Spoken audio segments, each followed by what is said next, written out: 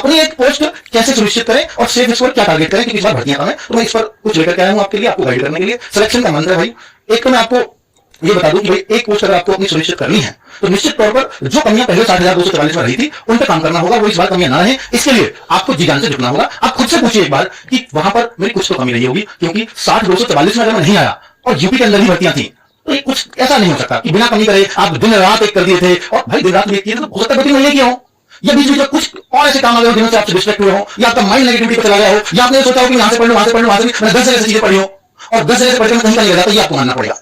आप एक जगह से पढ़िए, कहीं से भी पढ़िए, 10 जगह पढ़ना। देखिए कोई भी टीचर बोल देगा इस बात को, चाहे आप ऑफलाइन में पढ़े तो ऑफलाइन में लगा के पढ़िए, फिर आप ऑनलाइन, फिर आपको आप जाते हैं लाइब्रेरी में, आपको कहता भाई ऑनलाइन है वो ज्यादा अच्छे पढ़े। भाई अगर आपको ऑफलाइन अपने यहाँ बहुत बढ़िया चीजें लग रही है, बहुत अच्छे समझ में आ रही है, तो फिर क्यों ऑनलाइन के चक्कर में पढ़ना है? आप ऑनलाइन पढ़िए। ठीक है, मैं आपको गाइड करने आया हूं, ये नहीं कि मेरा फायदा इसमें किसी ऑनलाइन के लिए गाइड करूं। अगर आपको ऑफलाइन में सारे सब्जेक्ट बहुत बेहतरीन मिल जाते हैं, ये सारे नहीं मिलते, ऑफलाइन में मुझे 2 सब्जेक्ट बहुत बेहतरीन समझ आ रहे हैं और बाकी 2 सब्जेक्ट मैं ऑनलाइन कर लेता हूं, इस तरह से डिसाइड कर सकते हो। ठीक है, वो आपको ही डिसाइड करना है। और ऐसा नहीं है कि हम आज हमने ये डिसाइड कर लिया, इससे हमने 15 दिन पढ़ा, फिर मेरा एक दोस्त आया, लाइब्रेरी में गया, उसने मुझसे बोला कि देखो ये टीचर बहुत बढ़िया पढ़ा, मैं उसको देखा, मुझे मजा आया और मेरा दोस्त कह रहा है बहुत बढ़िया पढ़ाता है, तो इसी से पढ़ने लग जाता हूँ। फिर कोई आया नहीं भाई सबसे बढ़िया टीचर ये, इसका पढ़ाई बहुत मिलता है एग्जाम में, फिर तीसरे पे चले गए, फिर होता उधर आपने कुछ साइन कर दिया। तो इस तरह की चीजें बहुत है ऑनलाइन में, ये डिस्ट्रैक्ट करती है। सिर्फ आपको ये तय कर लेना मुझे कहां से पढ़ना है, और जब आप ये तय कर लो तो आंख मूंद कर भरोसा करिए और आपका सिलेक्शन वही एक जगह दिला देगी।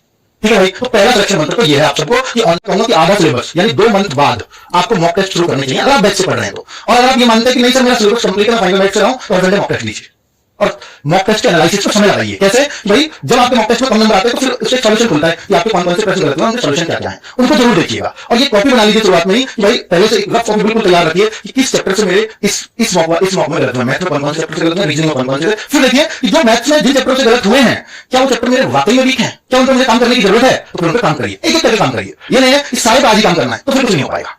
ठीक है, ये मेरी आपको सलाह है कि एनालिसिस से बहुत बच्चे पाल कर जाते हैं, पाल करना मतलब सेलेक्ट हो जाते हैं। अगर आपने मॉक का सही से एनालिसिस कर लिया है 2 से 3 घंटे, जब 2 घंटे का मॉक है ना तो 2 घंटे उसके एनालिसिस पे जरूर लगाओ, कहां कमियां रह गई हैं, इनको कैसे सुधारूंगा। अब मैं इस चैप्टर को का सवाल